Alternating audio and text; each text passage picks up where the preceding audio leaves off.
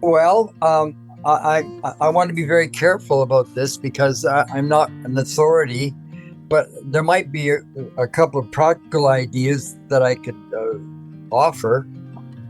Mhm. The first one is if you want to be a good writer, you have to start by being a good listener. Mm. And the reason you want to be a good listener is to capture and remember how people express themselves. Because some Mm. people will go down the street to the corner and other people will thunder down the way. Mhm. So, at a very, I don't want to say early point because that then puts a time limit on it. But if you uh, are thinking seriously about becoming a writer, then the better the listener you are, the more it's going to complement your progress. Okay. Another thing that is buried in between those lines is that it's not the vocabulary you use, it's how it's expressed. Mm. And Okay. expression is everything that captures the reader's attention and interest. And the last thing I'll say is simply that you can't beat bum on the chair. The more Okay. time your bum is on the chair and you're writing, whatever it is, long, short, a thought you've had, something that ticked you off on the news last night, or whatever it is, and you're sitting there writing away, that's going to improve your ability to develop. And there's no substitute for bum on the chair. There we go. Hey, welcome everybody to Living the Next Chapter. I have an amazing guest on the podcast. I can see him on my screen. He can't see me because of the power of Zoom, which apparently is having a bad day today. But that doesn't stop us from creating great content. And you get to meet a great author. I love talking to this gentleman. He makes me laugh. And he keeps me on my toes, which is a great combo. So excited to have Bruce here on the podcast. Bruce, welcome to Living the Next Chapter. Glad to have you here.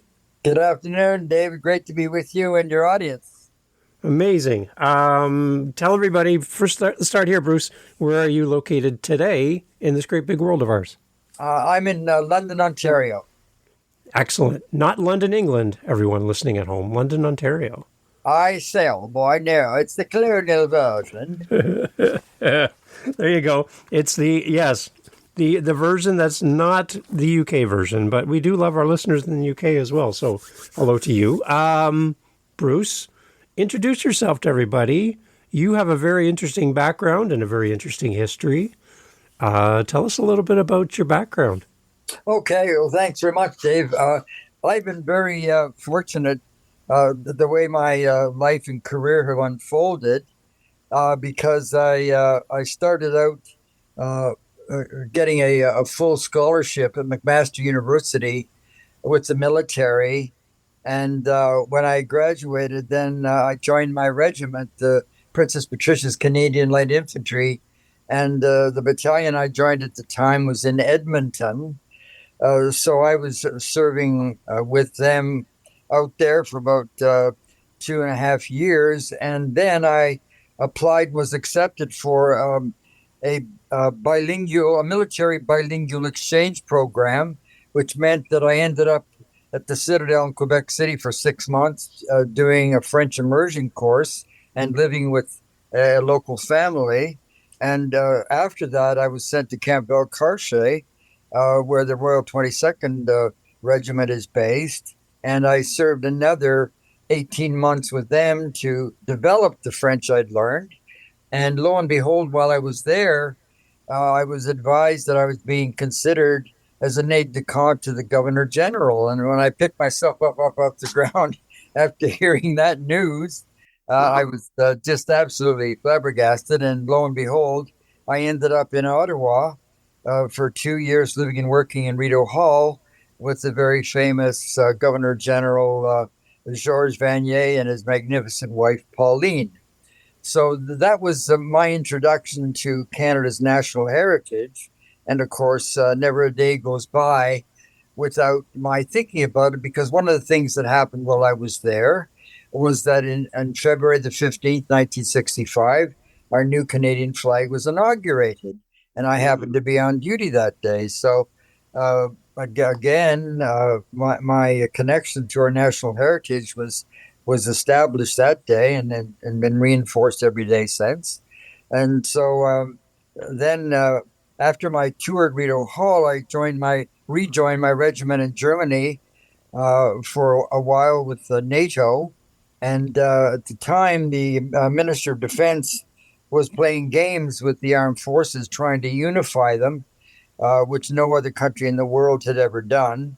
And so I thought to myself that perhaps it was time to reevaluate my career choices. So I resigned my commission, returned to Canada, and became involved in public affairs and media relations, and was pursuing a civilian career in that category.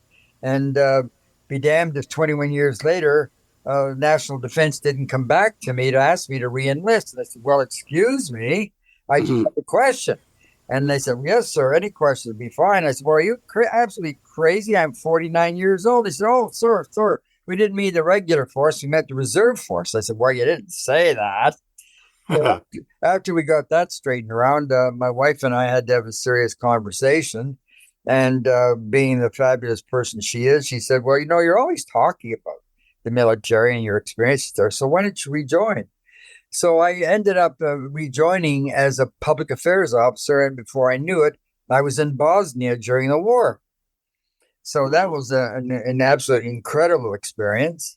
And then when that tour was finished, I came back to Canada, and then the UN called and said, well, now that the peace treaty for Bosnia, the Dayton Accord, has been signed, would you please come back and help us with the International Police Task Force?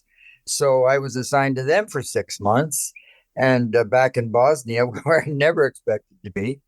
So that sort of took care of my career, or my time with the United Nations, which I think is an absolutely incredible organization, because what I discovered very early, Dave, was that every country who contributed people to the United Nations force, regardless of where it was, always sent their best. So we ended up working with the best people from other countries in the world, and what a fabulous eye-opener that was. And of course, they all had a very high regard for Canadians, so that was reinforcing as well. So that was how I got started, and then later on started writing. And when COVID came along, I ended up writing a baseball novel called Switch Pitcher. And when that was over, I decided it was so much fun. Why don't I try something else? And that's how I came up with the elements for the Canadian Veterans Party. Nice. So, okay, you said that they send their best, right, from each of these countries. So I would concur that we as Canada sent our best, having you go. So thank you for your service. What a path, right? To know that you could be in all those different places, speaking different languages, experiencing different cultures, and serving your country at the same time. What a great story. Well, you're right. And I would encourage young people, young Canadians today, to seriously consider service to country as a career choice, because there's nothing finer. Right. Yeah. And I think that's something we need more of these days. We need that commitment to our country and a love for country. I think that's something that we are lacking in a little bit, I think, today. And your example is a great example of what we can do by just giving our life to the cause and supporting others. It's beautiful. Thank you. It's great. So you're an author. There had to be a spark for you that made you go, hey, I want to become an author. What was that initial spark to put pen to paper? Dave, when you phrase the question that way, I don't know if there was a spark to put pen to paper that motivated me as much as what happened as a youngster, because from a very early point, one of the aunts in my family was a librarian in Toronto. I was born and raised in Timmins, the gold smuggling capital of North America. And every birthday and July the 1st, she would send me a book. And of course, initially my parents were reading those books to me. And then eventually I was able to do my own reading. But the other thing that really formed and motivated my interest was that my mother was a voracious reader. Hmm. But not only that, when she'd finished reading a particular book, then she'd tell everybody what she just read. So I grew up thinking that it was perfectly normal for everybody and anybody to read a book and then talk about what was in the book. And so as that had its influence on me as I evolved and grew, I suddenly started to suspect that maybe I was more of a storyteller than a writer. And I think that I would have to admit that in front of whatever group of writers happen to be available. That my first suspicion is that I'm not as much a writer as I am a storyteller. That's a big difference. Let's unpack that more. I want to develop that thought a little bit more for the young authors, new authors listening on the distinguish between the two. Let's do that a little bit more. Let's get deeper in that. Okay.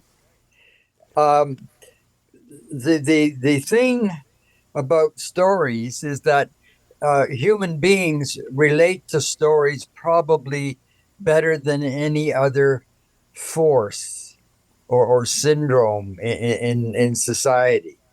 And that is because the stories are about our fellow human beings. And she did this, and he did that, and they did this, and whoa, then what happened? And of course, the most fascinating subject to so many people is other people. And that's why people watching, when you go out to a new place or a different place, is such a wonderful hobby.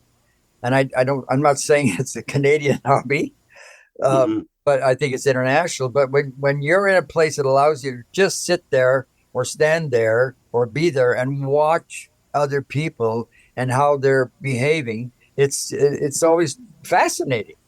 So that's related to storytelling, and I guess it's all part of our makeup is Homo sapiens.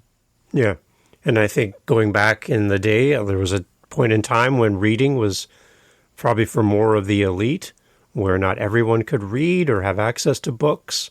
So a story told from person to person was the way things were communicated, lessons were taught. And stories have always been that thing that's been there through time to kind of lead and guide cultures and civilization. Its stories are really important. Exactly, and of course, our indigenous friends Right. will tell you readily that their own history and culture was always passed on by word of mouth. It's amazing. So I like the distinguish how you distinguish between storytelling and writing, and I like the fact that we can kind of draw a line there and go. There might be elements where you do both, but you can be good at one and be working on another. I think that's a good combination for an author listening. Well, and they probably complement each other, don't they? Right. I think so. Yes. So when you look at your first book around Switch Pitcher, tell me a little bit about the story behind this book. I love the idea because I know what a switch batter is. I can see them up at the, up the plate, and they all of a sudden they switch hands and they turn their bodies, and now they're hitting a different direction. But a switch pitcher is really foreign to me. And seeing that you speak multiple languages, can you break this down to us for someone who's foreign to the idea of a switch pitcher? What is this all about? Well, for some reason, it started when I was going to Industrial League baseball games with my father up in Timmins, and it was a gold miners baseball league. And boy, oh boy, were they ever tough, rough players. But I'd be sitting there in the stands with Dad, and noting that some batters hit from the right, other batters hit from the left. And so I asked Dad one day, how come there aren't any switch pitchers? He said, gee, I don't know. So that was the question I grew up wondering and thinking about. And it stayed with me for many, many years.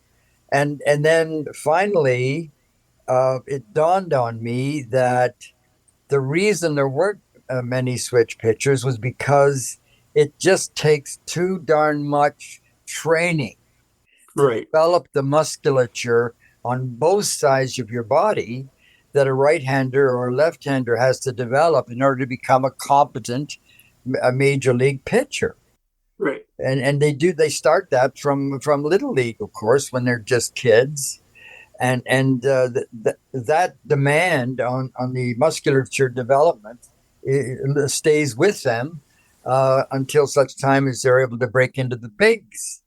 So I started wondering what would happen if somehow uh, somebody figured out, gee, um, what would happen if a young child was introduced properly to the idea of being able to throw a baseball from with both arms. So I came up with a storyline that a young boy had been born to a married couple who had both been college athletes. And when they're playing with Carter, his name is Carter Brown, and when they're playing with Carter as a baby, they note that sometimes he rolls the ball back across the floor with his right hand and sometimes with his left hand. And the light bulb goes on. And they say, my goodness, our kid's ambidextrous. Mm-hmm. So because they're both athletes, that really means something to them. And they talk about it and decide that, well, why don't we see if we can develop something with that, but we can't do anything until he's old enough to understand. So they wait until he's 5, and then they ask him if he'd like to do something that nobody else in the world has ever done. So, of course, his eyebrows go off his forehead, and he's really curious. And they explain to him, they say, Carter, if you want, Mom and Dad will teach you to throw a baseball with both arms. So he thinks about that, and then it really appeals to him. And he said, gee, I'd like to try that. And they said, well, okay, Mom and Dad will coach you, and there'll only be one rule, Carter. And that is you can throw as many balls a day as you want to Mom or Dad. You can throw 10 or you can throw 100, but never from the same side twice.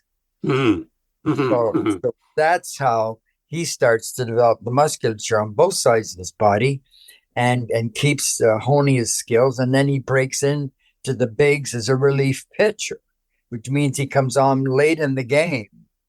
And all of a sudden, the batters are faced with this guy who throws right-handed to the batter in front of them. And when they step in the box, he throws the umpire his left hand and starts throwing to the next pitcher with his left hand. And he freaks them out completely, and the batters can't hit him. Yeah. So he starts with a 0.00 run average, and everybody in baseball is against him, except his own team, of course. So that's how that thing got started. And of course, right now we're in the middle of the playoffs, and I'm watching the game with great interest and wishing they could all get a copy of my book.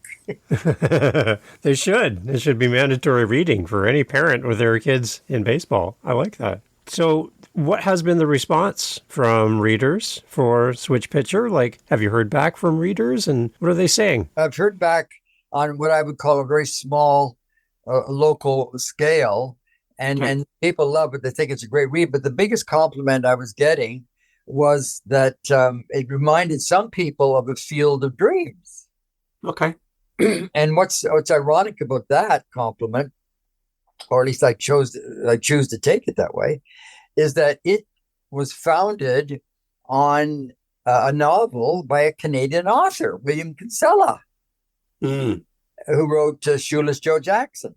Okay. Yeah. And so the movie came from that novel. So all of a sudden, 50 years later, along comes another novel by a Canadian about baseball. And my goodness, wouldn't it be cool if it could be made into a movie? Well, you never know who's listening to this, right? You have never know who's pressed play on this episode and went, hang on, I got to talk to this Bruce character. I want to talk to him about his book. Yeah. Well, that's where it is. The sales are very, very low. And that's because I'm not a social media person. And so I'm now working on another resource to help develop sales. But I'm confident it's a good story, and the people who I met who read it just love it. Well, being on a podcast doesn't hurt. People are going to hear your voice and be going, "Wait a minute! My family, myself, I love baseball, and the idea that I can fall in love with this book and you as an author is a great thing." So, yeah, this is awesome. And in closing about the book, Dave, the last observation I'll make simply is that switch pitching is the future of the game. Because they've got they can go and all the other categories, but they've not yet developed switch pitching. Wow. And so I had somebody, an American buddy of mine, who really loved the book. I think of him as the godfather of the book, as a matter of fact. He was starting to talk to me about a sequel. And I said, gee, Steve, I haven't thought about a sequel, but if I did, I'd have to get involved in Little League. And he said, wouldn't that be fabulous? So who knows? So any parents listening, if your kids are rolling the ball back to you with the left hand and then rolling the ball back to you with the right hand, we have the perfect book for you to read. You might want to check this out for sure, right? I love it. So that's one book, but you didn't stop there. No. You've continued on your journey as an author. Tell us about the next one that you've written as well. Well, I so much enjoyed Switch Pitcher that I thought, gee whiz, I should keep doing this. And then I thought, well, what are the criteria for a good book? And my research told me that 85% of new books are purchased by women. So I knew that the protagonist had to be a woman. And then I asked myself, well, what else makes a bestseller? And the answer I came up with was controversy. And then I said, well, what do you know about controversy, Bruce? And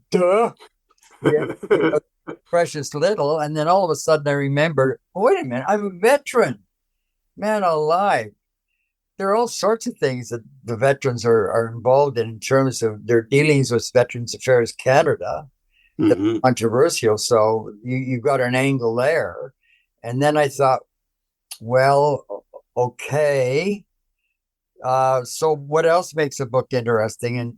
And then I realized that reconciliation is now a major national concern. So that sort of implied an Indigenous protagonist. And so now I was stuck because I didn't know which First Nation to choose. And then bang, I remember that during World War II, my father fought with the Algonquin Regiment. And they're a Northern Ontario infantry regiment. They helped liberate Holland and were very highly respected. And so all of a sudden, things started to take shape that the protagonist would be an Algonquin woman.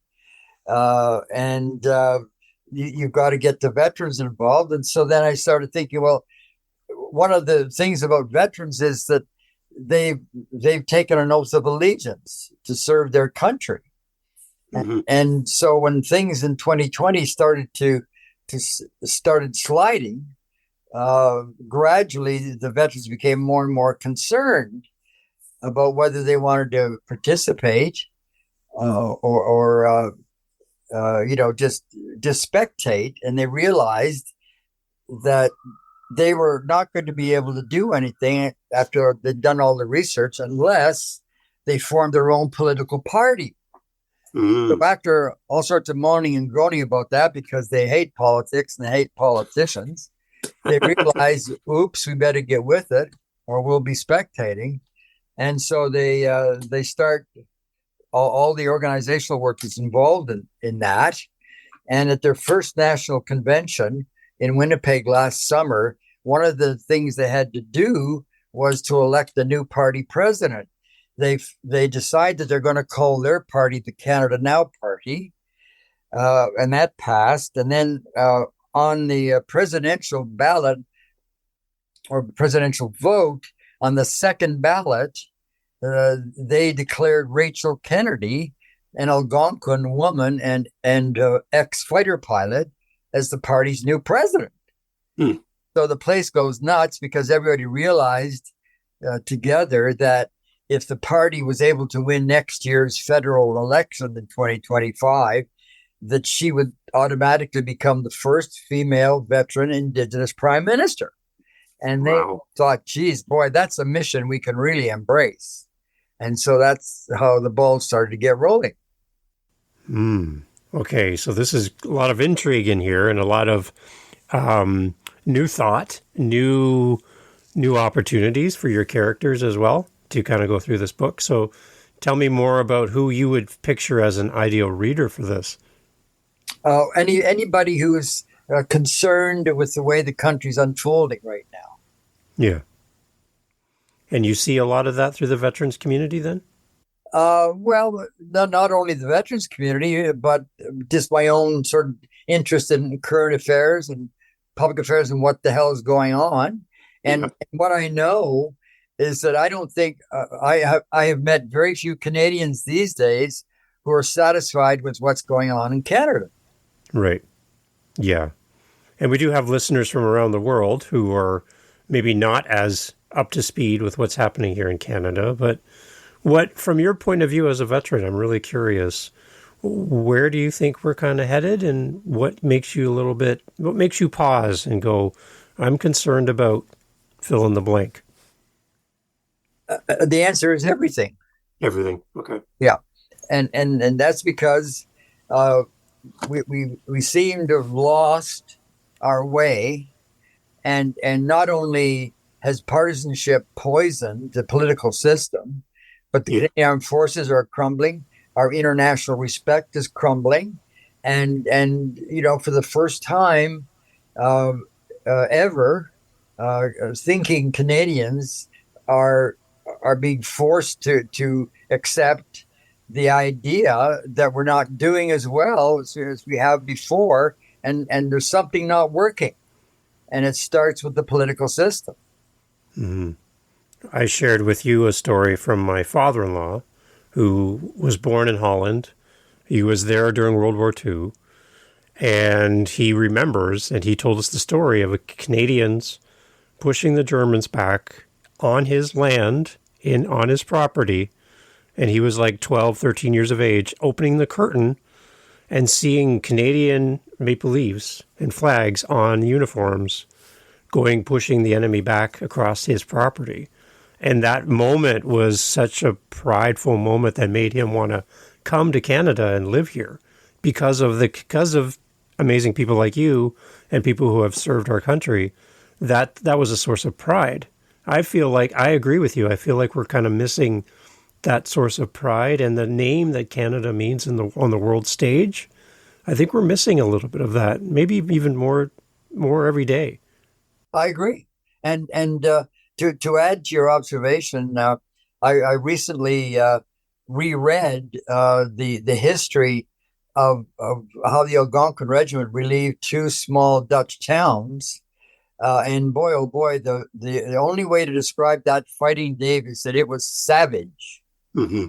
And the Germans realized that they were starting to lose the war, and that if they didn't win in Holland, then they'd have to be fighting in the motherland to save the motherland. Mm-hmm. Of course, even that started to fade as time passed, and the Canadians and the Allies kept pushing them out. But boy, oh boy, what my father and his regiment went through was absolutely incredible. And unfortunately, David, Canadians have I shouldn't say unfortunately, if I could express it that way, but the reality is that Canadians have never experienced an invasion. Right. We do not understand what it's like to not be able to live the way you normally live because there's an invading army on your doorstep, forbidding you and preventing you from doing what you normally do in order to survive. We've never, ever experienced that. So when I think about what the Dutch went through and your family, I'm just totally in awe of the way they persisted, survived, and now are such big fans of Canada.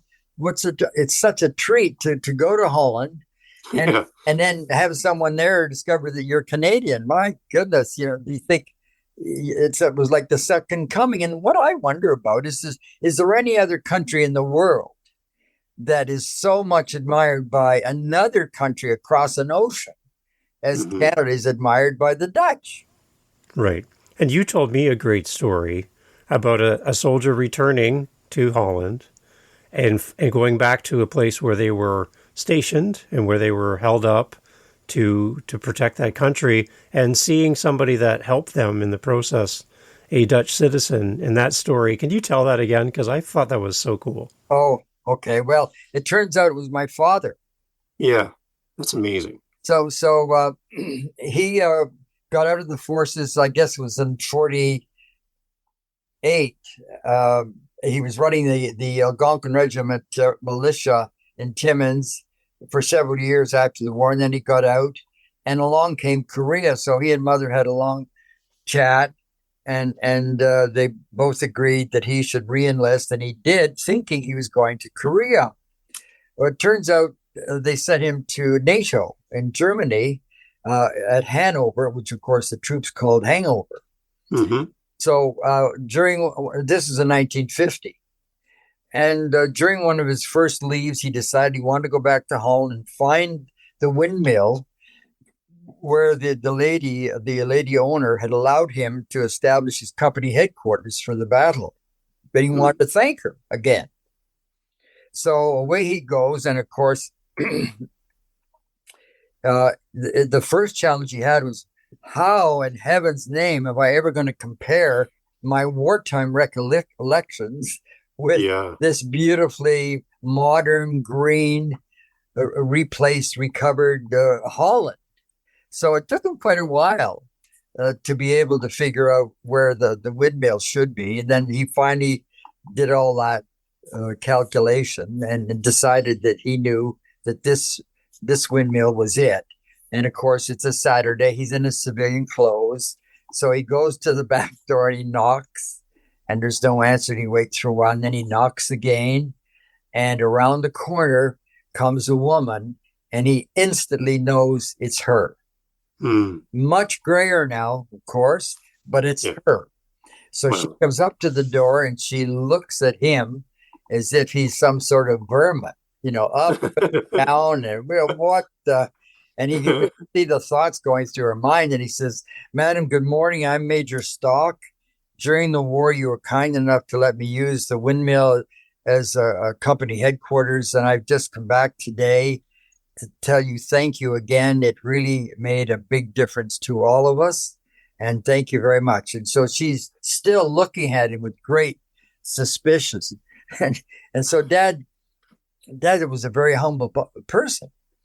And he decided right then, what am I doing bothering this poor woman? Something, to happen 5 years ago. I should leave her alone. So he decides he's going to leave now. And he says, "Madam, thank you so much." And he starts to turn. And as he was turning, he heard this great intake of breath. So he turned, hoping that she was okay. And she said, "Oh, yeah, I remember you, Major Stock, but you smell much better now."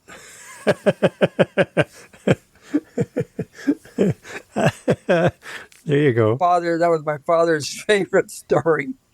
There you go. I love it. And I think that's what I love too about what you've written, Bruce, is you've given us the opportunity to travel back and to understand and have a little bit of history through what you've seen as a veteran and then now as an author.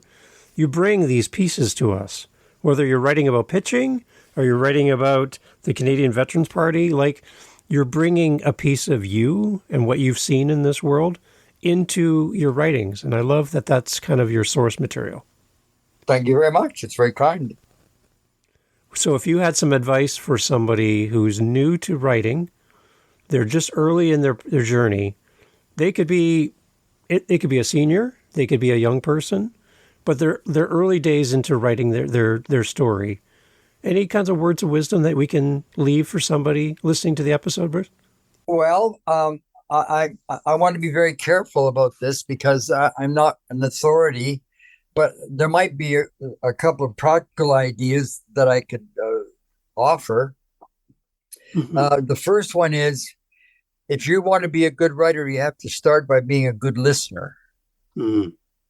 And the reason you want to be a good listener is to capture and remember how people express themselves. Because some people will go down the street to the corner and other people will thunder down the way. Mm-hmm. So at a very, I don't want to say early point, because that then puts a time limit on it. But if you are thinking seriously about becoming a writer, then the better the listener you are, the more it's going to complement your progress. Another thing that is buried in between those lines is that it's not the vocabulary you use, it's how it's expressed. And expression is everything that captures the reader's attention and interest. And the last thing I'll say is simply that you can't beat bum on the chair. The more time your bum is on the chair and you're writing, whatever it is, long, short, a thought you've had, something that ticked you off on the news last night, or whatever it is, and you're sitting there writing away, that's going to improve your ability to develop. And there's no substitute for bum on the chair. Well, and when somebody throws you a curveball, you're going to be able to react to that in real time, right? There you go. I like that. Bruce, there's people listening to this. They want to reach out to you. They want to contact you. They have a question. They would love to meet you. Is there any way that our listeners can reach out to you and be in touch with you at all? Well, I'm happy to offer you my email address. Okay, I'll put that in the show notes so people can send you an email. That'd be wonderful. Yes, please. And I'll hold off on my phone number. But I think I'd like people to feel that they're welcome to write me. And you got my email, so please feel free to list it. I will do that. Thank you, Bruce. Thank you for doing that. And thank you so much for being on the podcast. Again, you are a true gentleman. I love talking to you. I love your stories. And I'm so proud of your service for our country. I just, anytime I get to speak to a veteran, I feel honored. You represent a lot of men and women who have given a lot for us. And to have time with you as a representation of what you've done and what others have done, I'm very grateful. So thank you so much for making time for us and for your writings. Well, you're very kind, David. I truly value your remarks. And if I may, because I'm such a national heritage nerd, I'll just remind people that next February, the 15th, will be the 60th anniversary of our flag. Wow. So if you want to do something to celebrate that, then please do. And know that in doing so, you'll be building the foundation for that flag's next 60 years. And so far, its dividends have been unbeatable. And for those veterans who have served us for years and those that have just started today on their first day serving their country, thank you. And as we get together in November to remember, I want everyone to look around and look at those faces and look at those awards and badges and pins and go, those are representations of a story. And we need to hear more of those stories. So, Bruce, thank you for being here. Well said, David. God bless. And I wish your audience the very best as well. Excellent. Everyone, all the information for Bruce will be in the show notes. His email will be there. I know he would be thrilled to see an email pop up in his inbox with your name attached to it and your comments and your appreciation for him as well as an author.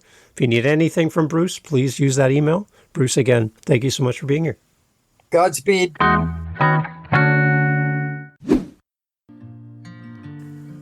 Hey, thanks for listening all the way to the end. You are my best friend now. You and I are buddies, so get used to that. I'm going to ask you to help me move someday. We're best friends now. And one thing I would like to share with my best friends is livingthenextchapter.com, our website. There you can see information about the show. You can get in touch with me. If you're an author and you want to get on the show, there's a calendar link right there. But also, hey, wait a minute. Even if you're not an author, you're a listener to the show and you're like, it'd be kind of cool to talk to the podcaster I listen to and just connect with the host of the show. If that's you and you would love to chat with me, that would make me like super happy to know that you and I can get together and chat about the podcast and all that great stuff. So definitely reach out to me through the link on my website, livingthenextchapter.com. There's a calendar link there. There's also a link to send me a voice message. If you just want to leave a message for the show, I can put it into an episode so you can hear your glorious voice right here on the podcast. That's available too. And as well, there's a Buy Me a Coffee link. And why is it there? Well, as you noticed, if you've been here longer than 5 minutes, every episode has no commercials. Like none. I don't sell mattresses or food supplements or counseling courses or my own products. I have nothing to sell you. We do all this for you and to benefit the authors that come on the show. So if you do want to support the show, I do drink coffee and I have my mug right here. And I've got like really cold coffee in the bottom of my mug and I'd love a refill. So there's a Buy Me a Coffee link right on the website. And that money just goes back to help support the podcast and, all that stuff. So if you find value in the podcast and you'd love to support the show, there again, you can reach out to me through email, through my calendar link, through my SpeakPipe link and leave me a voice message, or you can buy a coffee, or you can do them all. And then we'd be like super best friends and I'll help you move. How about that? Okay? Goes both ways. Thank you for listening to the show. Thank you for being here. You are amazing. You're still listening. Like, come on. Like, everyone else has already gone home. You're still here. So thank you for that. And look forward to having you come back for more and more episodes of Living the Next Chapter. We do it all for you. And we don't do it all to help our amazing authors sell more books so we can encourage them to keep writing. We need authors in this world. And you being here right now solidifies that this is important to you as well. So this show is for you. Thank you for listening. Take care. Talk soon.